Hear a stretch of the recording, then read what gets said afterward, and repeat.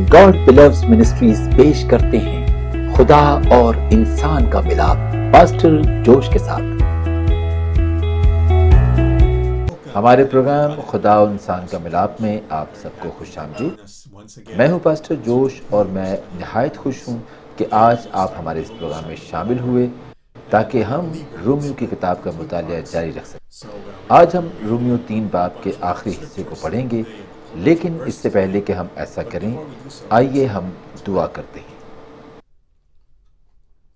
मेरे आसमानी बाप, मैं आज के दिन के लिए तेरा शुक्र अदा करता हूँ कि तूने हमें एक मरतबा फिर से मौका दिया कि हम इकट्ठे होकर तेरे कलाम को पढ़ सकें और इसमें से सीख सकें।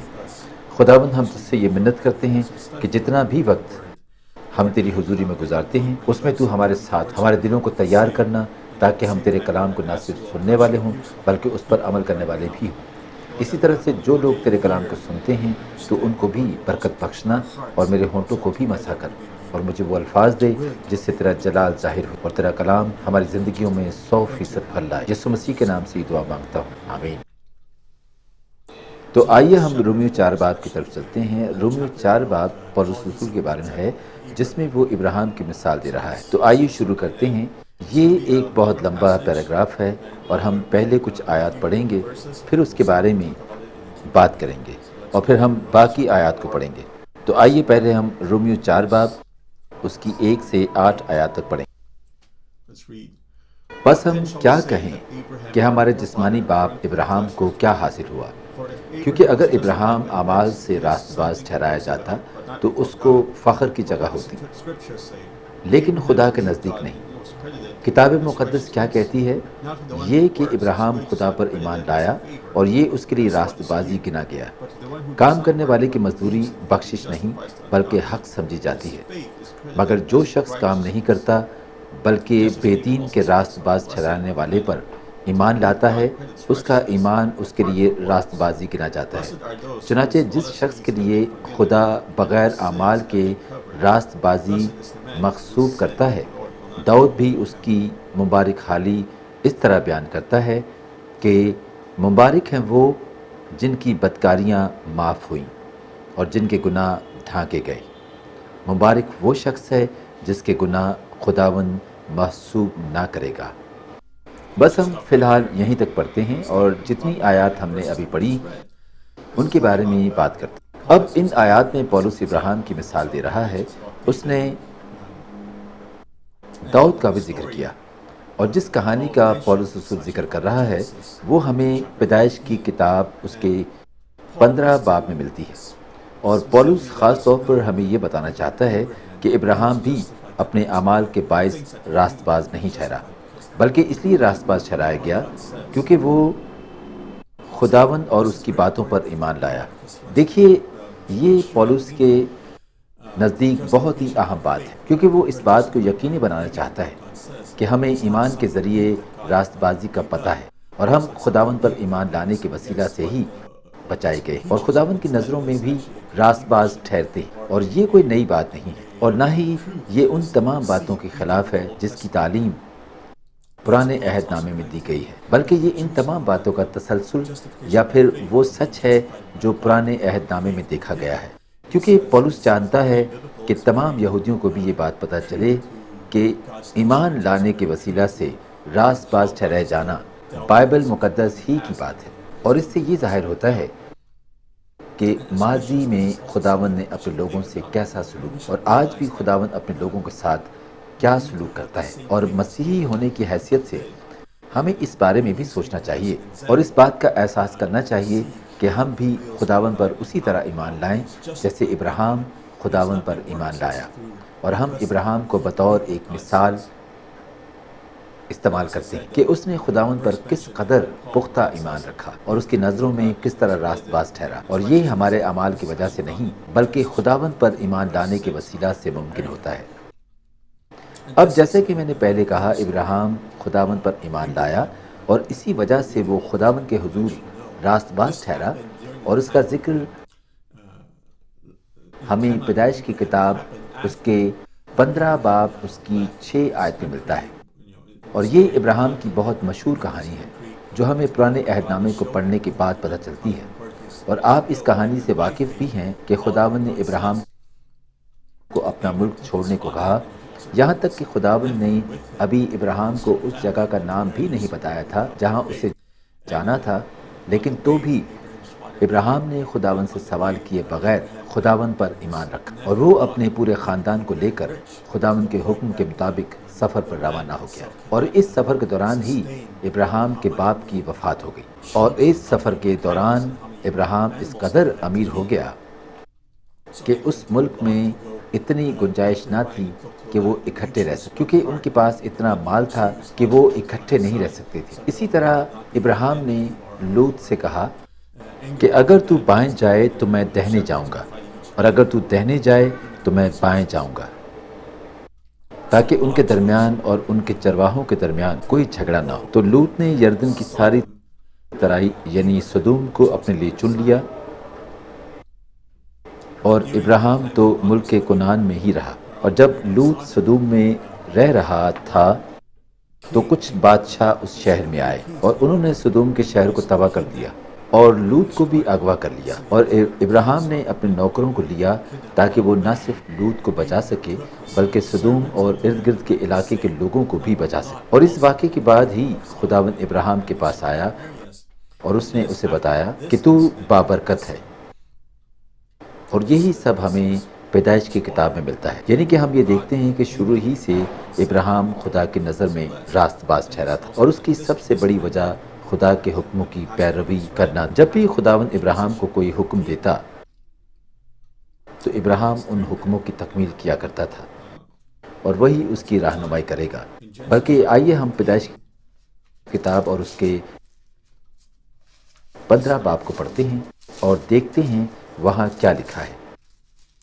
ہم پہلی آیت سے پڑھنا شروع کرتے ہیں۔ ان باتوں کے بعد خداوند کا کلام رویا میں ابراہیم پر نازل ہوا، اور اس نے فرمایا، اے ابراہیم تو مت ڈر، میں تیری سپر اور تیرا بہت بڑا اجر ہوں۔ ابراہیم نے کہا، اے خداوند خدا، تو مجھے کیا دے گا، کیونکہ میں تو بے اولاد جاتا ہوں، اور میرے گھر کا مختار دمشقی علیزر ہے۔ پھر ابراہیم نے کہا، دیکھ تو نے مجھے کوئی اولاد نہیں دی، اور دیکھ میرا خانہ زاد میرا وارث ہوگا۔ تب خداوند کا کلام اس پر نازل ہوا، اور اس نے فرمایا، یہ تیرا وارث نہ ہوگا، بلکہ وہ جو تیرے صلب سے پیدا ہوگا وہی تیرا وارث ہوگا۔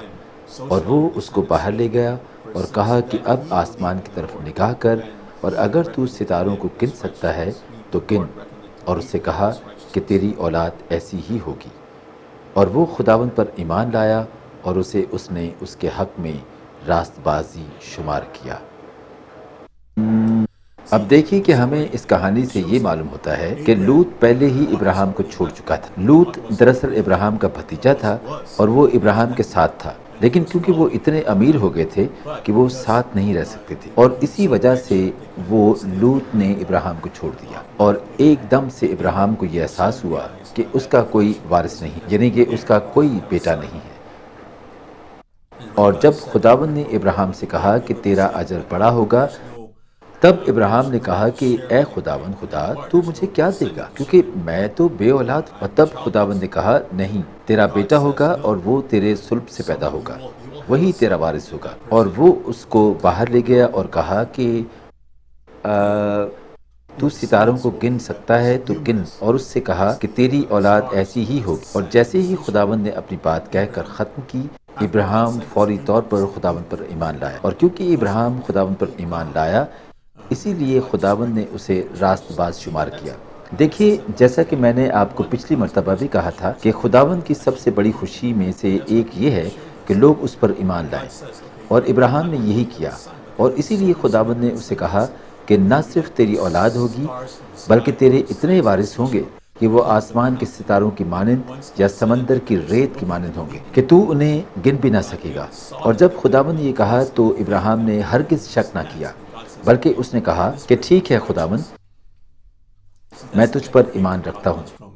اور جب خدا نے ابراہیم کے اس ایمان کو دیکھا تو خداوند نے کہا کہ یہ شخص راست باز ہے۔ دیکھیے، خداوند چاہتا ہے کہ ہر شخص اس پر ایسا ہی ایمان لائے کہ جب بھی خداوند کسی بھی شخص سے کچھ کہے تو ہم آگے سے سوال کرنے کے بجائے یہ کہیں کہ ٹھیک ہے خداوند، کیونکہ تو نے ایسا کہا ہے تو ہم تجھ پر ایمان لاتے ہیں۔ اسی وجہ سے ابراہیم کو ایمانداروں کا باپ کہا جاتا ہے، کیونکہ ابراہیم ایماندار تھا، اپنے ایمان میں مضبوط تھا، اور یہ بات خداوند کو نہایت خوش کرتی ہے۔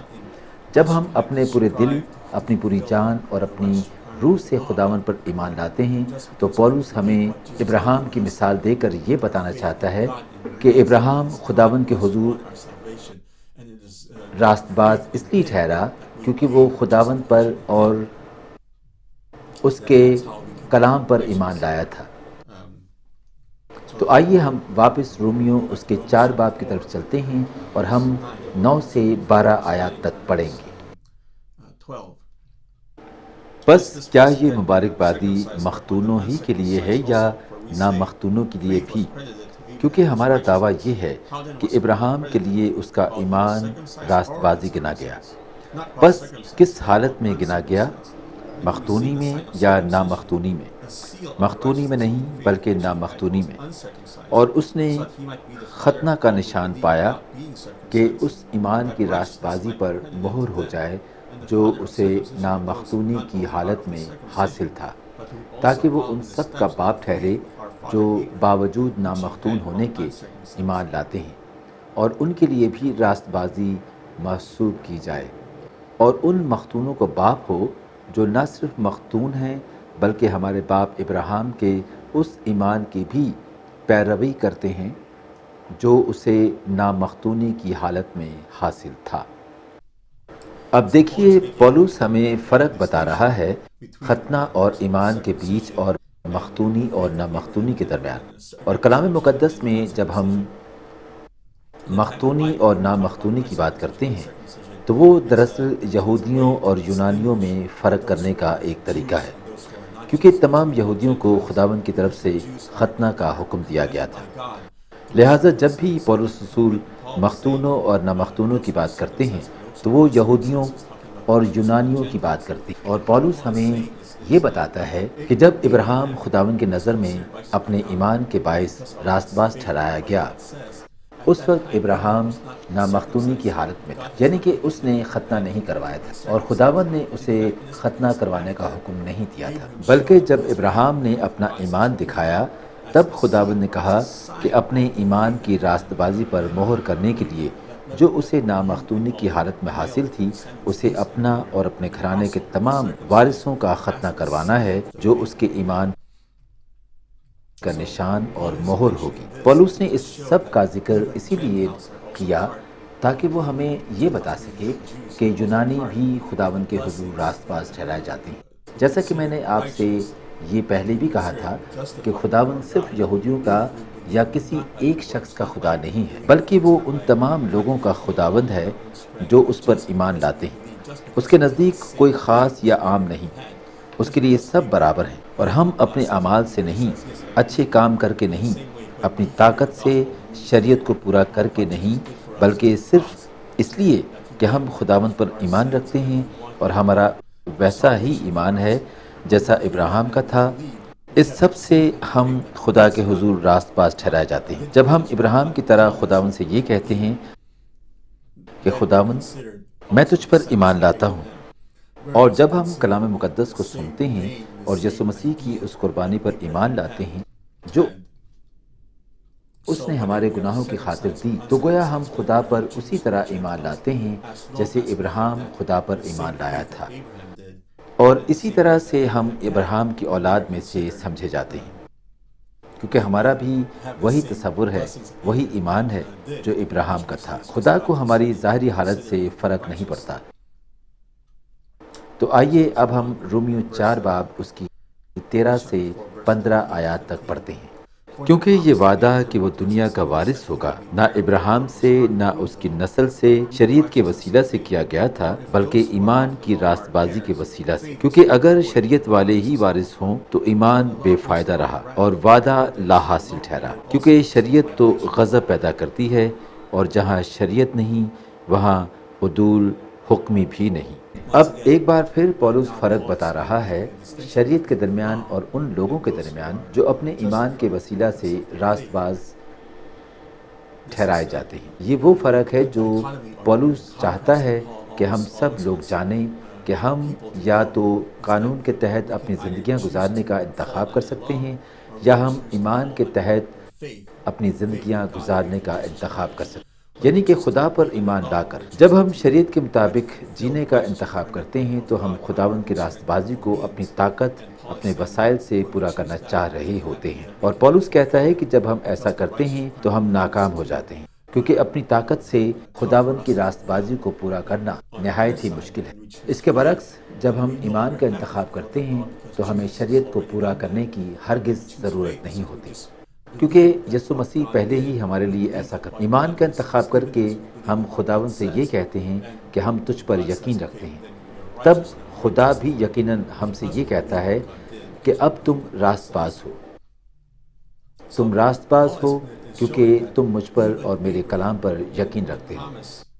تو پولس ہمیں یہ دکھانا چاہ رہا ہے کہ جو وعدہ خدا نے ابراہیم سے کیا وہ اس لیے نہیں کیا تھا کیونکہ ابراہیم نے شریعت کے تمام تقاضوں کو پورا کیا تھا،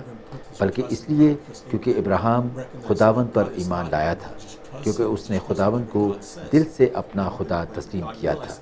اور جو کچھ بھی خداوند ابراہیم سے کہتا تھا وہ بغیر کسی شک کے خدا پر ایمان رکھتا تھا۔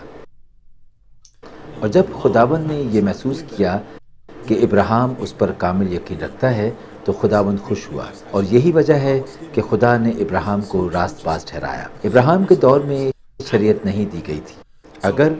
ہم پرانے عہد نامے کا مطالعہ کریں تو ہمیں یہ پتہ چلتا ہے کہ شریعت در حقیقت موسیٰ کے دور میں دی گئی تھی، جو ابراہیم کے تقریباً 100 سال بعد کی بات ہے۔ تو پولس ہمیں یہ بتا رہا ہے کہ پرانے عہد نامے میں بھی اپنی طاقت سے، اپنے زور اور اپنے طریقوں سے خداوند کو خوش کرنے یا نجات حاصل کرنے اور اپنے زور سے شریعت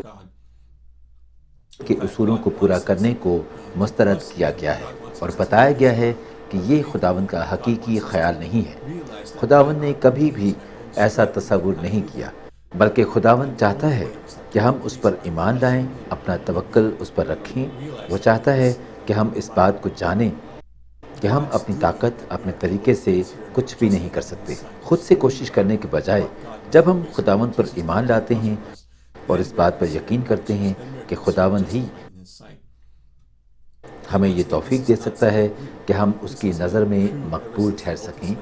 صرف تب ہی ہم خدا کی نظر میں راست باز ٹھہرائے جاتے ہیں، کیونکہ اس وقت ہم اپنے زور، اپنی طاقت، اپنی خودی کا انکار کر رہے ہوتے ہیں اور خداوند کے حضور اپنی کمزوریوں کا بھی اقرار کرتے ہیں، جس کی وجہ سے پھر خداوند اپنے فضل والے ہاتھ کو ہم پر بڑھاتا ہے۔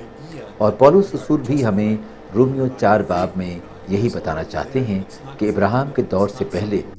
ابراہیم کو یہودی قوم کا باپ کہا جاتا ہے۔ تو یہودی قوم سے بھی پہلے یہ تصور کہ ہم خداوند کے حضور راست باز ٹھہرائے جاتے ہیں، اور ہماری آیت کا آخری حصہ جو ہم پڑھیں گے وہ 14 آیت ہے۔ اگر شریعت والے ہی وارث ہوں تو ایمان بے فائدہ رہا اور وعدہ لا حاصل ٹھہرا، کیونکہ شریعت تو غضب پیدا کرتی ہے، اور جہاں شریعت نہیں وہاں عدول حکمی بھی نہیں۔ اب جہاں شریعت نہیں وہاں عدول حکمی بھی نہیں۔ پولس بتاتا ہے کہ اس خیال کی بنیاد ہمیں رومیو 7 باب میں ملتی ہے، جس کے بارے میں ہم آگے چل کر بات کریں گے۔ لیکن جب ہم یہ کہتے ہیں کہ جہاں شریعت نہیں وہاں عدول حکمی بھی نہیں، تو کچھ لوگ یہ بحث کرتے ہیں کہ اگر ایسی بات ہے تو پھر تو یہ بہت ہی آسان سی بات ہے، خداوند پھر اپنے معیار کو ختم کیوں نہیں کر دیتا، تاکہ نہ ہی کوئی شریعت ہوگی نہ ہی گناہ ہوگا، اور جب کوئی گناہ نہیں ہوگا تو ہر شخص خداوند کے حضور راست باز ٹھہرے گا۔ لیکن کیا آپ کو یاد ہے کہ میں نے پچھلی مرتبہ آپ لوگوں سے یہ کہا تھا کہ قانون اصل میں خدا کی راست بازی کی ظاہری شکل ہے، اور خداوند منصف ہے، اور کیونکہ ہمارا خدا انصاف کا خدا ہے اس لیے وہ اپنے معیار کو کبھی ہمارے لیے کم نہیں کر سکتا، اور اگر وہ اپنے معیار کو ہماری خاطر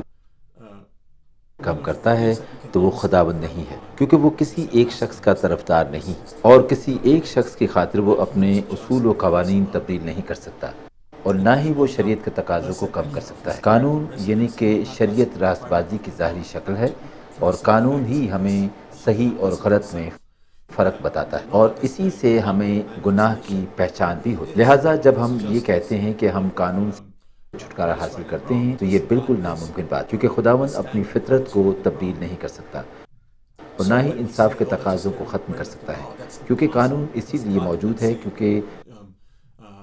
خداوند خود موجود ہے، اور خداوند کے بارے میں سب سے عظیم بات یہی ہے کہ اگرچہ وہ منصف ہے لیکن وہ محبت بھی ہے، اور ان دونوں باتوں کا آپس میں تضاد ہے، یعنی کہ یہ دو باتیں آپس میں متفق نہیں، لیکن خداوند نے ہمیں بچایا ہے اور ہمیں نجات بخش۔ اس کی وجہ صرف یہ ہے کہ خداوند ہم سے اتنا پیار کرتا ہے کہ اس نے ہمیں تباہ نہیں کیا۔ اگرچہ ہم شریعت کو پورا نہیں کر سکتے تھے تو بھی خداوند ہم سے یہ نہیں کہہ سکتا تھا کہ شریعت کے بارے میں بھول جاؤ، لوگوں کے بارے میں بھول جاؤ، اور بے شک شریعت کو پورا نہ کرو، ہرگز۔ خداوند خود کو جھٹلا نہیں، اسی طرح وہ اس محبت کو بھی نہیں جھٹلا سکتا جو وہ ہم سے کرتا ہے۔ اسی وجہ سے اس سے ہمارے گناہوں کی سزا اپنے سر لینے کا فیصلہ کیا اور یسوع مسیح کو بھیجا تاکہ وہ ہمارے گناہوں کی خاطر صلیب پر اپنی جان دے سکے اور ہم زندگی پا سکیں، اور اس طرح سے اس کی صداقت کا انصاف اور اس کی محبت کے تمام تقاضے بھی پورے ہو گئے۔ اور یہی بات پولس رسول پچھلے کئی ابواب میں بتا رہے ہیں، یعنی کہ رومیوں کے کچھ ابواب میں مسلسل پولس ہمیں یہ بتاتا آ رہا ہے کہ یسوع مسیح نے ہمارے گناہوں کی خاطر صلیب پر اپنی جان دی، اور وہ صرف اس لیے کیونکہ ہم راست باز ٹھہر سکیں۔ اگر خداوند ایسا نہ کرتا تو اسے یا تو ہمیں تباہ و برباد کرنا پڑتا یا پھر اپنے اصولوں کو بدلنا پڑتا، اور خداوند یہ دونوں کام نہیں کرنا چاہتا۔ وہ اپنا معیار اس لیے نہیں بدل سکتا تھا کیونکہ وہ خدا ہے اور انصاف کا خدا ہے، اور دوسری طرف وہ ہم سے اتنا پیار کرتا ہے کہ وہ ہمیں تباہ نہیں کرنا چاہتا تھا، اس لیے اس نے اپنا اکلوتا بیٹا بخش دیا تاکہ ہم زندگی پا سکیں۔ دیکھیے، اب یہ سب کچھ اس لیے ہوا کیونکہ خداوند چاہتا تھا کہ لوگ جانیں کہ ہمارا خدا کس قدر بھلا خداوند ہے، اور وہ ہمارے گناہوں کے باوجود ہم سے کس قدر محبت کرتا ہے۔ وہ ایسا خداوند ہے جو اپنے وعدوں کی لاج رکھتا ہے، جو اپنے انصاف کو جھٹلا نہیں سکتا، اس لیے ساتھ ساتھ وہ اپنی محبت کو بھی جھٹلا نہیں سکتا۔ اور کیونکہ انسان نے خدا کے حضور بغاوت کی تھی جس کی سزا موت ہے، بلکہ یہ کلام کی بات ہے کہ گناہ کی مزدوری موت ہے، اور ہم نے شریعت کے خلاف کام کیا تھا، ہم نے شریعت کے اصولوں کو توڑا تھا جس کی معافی نہ تھی، لیکن تو بھی خداوند نے ہمیں سزا کا مستحق نہیں ٹھہرایا بلکہ ہمیں معاف کیا، اور خداوند یہ جانتا تھا کہ ہم اس کی راست بازی کو پورا نہیں کر سکتے، اس لیے اس نے کہا کہ اس راست بازی کو میں یسوع مسیح کے وسیلہ سے پورا کروں گا، اور اس طرح سے یسوع مسیح کو خداوند نے اس دنیا میں بھیجا تاکہ وہ ایک کامل زندگی بسر کر سکے اور خدا کے اس معیار کو پورا کر سکے جس کا دعویٰ خداوند نے ہم سے کیا تھا۔ اور یسوع مسیح نے کہا کہ صلیب پر اپنی جان دے کر میں تمہارے گناہ اپنے سر لیتا ہوں تاکہ تم ہمیشہ کی زندگی پا سکو۔ میں یہ بات بار بار دہراتا ہوں تاکہ آپ لوگوں کو اس چیز کا احساس دلا سکوں کہ صلیب ایک بہت ہی اہم چیز ہے، اور خداوند چاہتا ہے کہ ہم یہ بات جانیں، اور خداوند یہ بھی چاہتا ہے کہ ہم یہ جان سکیں کہ جو کچھ بھی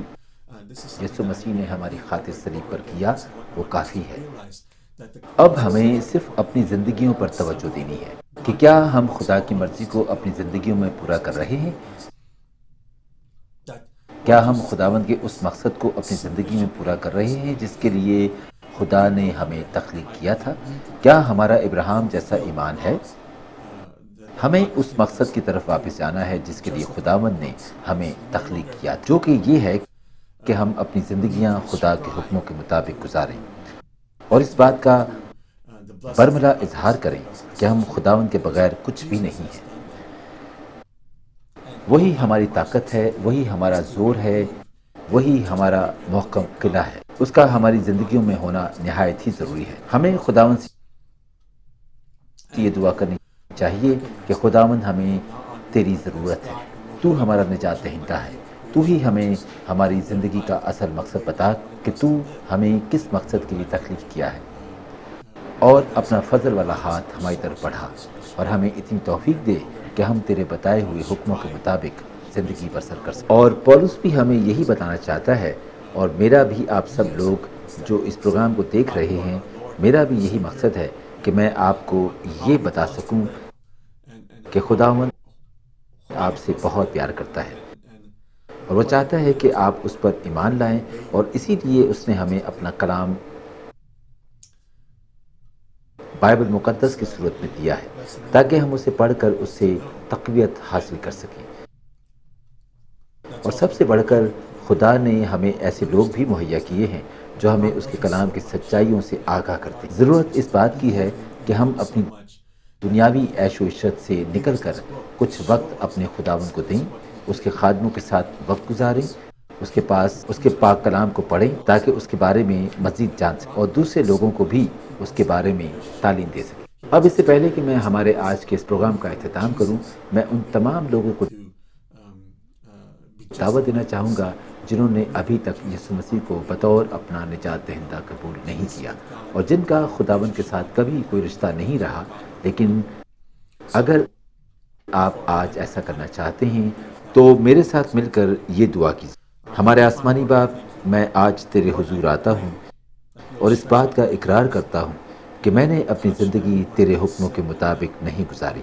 لیکن آج میں اس بات پر ایمان لاتا ہوں کہ یسوع مسیح نے میرے ہی گناہوں کی خاطر اپنی جان دی تاکہ میں زندگی پا سکوں۔ تو آج میں بھی ابراہیم کی طرح تجھ پر ایمان لانا چاہتا ہوں، اور آج سے میں تجھے نہ صرف اپنا نجات دہندہ بلکہ اپنا خداوند تسلیم کرتا ہوں، اور میں پوری کوشش کروں گا کہ میں اپنی زندگی تیرے حکموں کے مطابق گزار سکوں۔ خداوند، میں تیرا شکر کرتا ہوں کہ تو نے اپنے پاک روح کو مددگار کے طور پر ہمارے لیے بھیجا، اور ہمیں اتنی طاقت اور زور عطا کرے کہ ہم تیرے کلام کو اپنی زندگیوں میں پورا کر سکیں۔ یسوع مسیح کے نام سے یہ دعا مانگتے ہیں، آمین۔ ہمارے پروگرام خدا اور انسان کا ملاپ میں شامل ہونے کا شکریہ۔ اگر آپ نے پاسٹر جوش کے ساتھ مل کے دعا کی ہے اور یسوع مسیح کو اپنے خدا اور نجات دہندہ کی حیثیت سے قبول کیا ہے، تو میں آپ سے درخواست کرتا ہوں کہ اپنے قریبی چرچ جائیں تاکہ آپ یسوع مسیح کے متعلق مزید جان سکیں اور اس میں بڑھ سکیں۔ اگر پاسٹر جوش کے ساتھ دعا کرنے کے بعد خداوند نے آپ کو کسی بھی بیماری سے شفا دی ہے تو برائے مہربانی اس چینل سے رابطہ کریں اور اپنی گواہی کو ان کے ساتھ بانٹیں۔ آپ کی گواہیاں دوسرے لوگوں کی حوصلہ افزائی کریں گی اور ان سے یسوع مسیح جو ہمارا نجات دہندہ ہے اس کے نام کو عزت و جلال ملے گا۔ خداوند تجھے برکت دے اور تجھے محفوظ رکھے۔ خداوند اپنا چہرہ تجھ پر جلوہ گر فرمائے اور تجھ پر مہربان رہے۔ خداوند اپنا چہرہ تیری طرف متوجہ کرے اور تجھے سلامتی بخشے۔ گنتی 6 باب 24 سے 26 آیت۔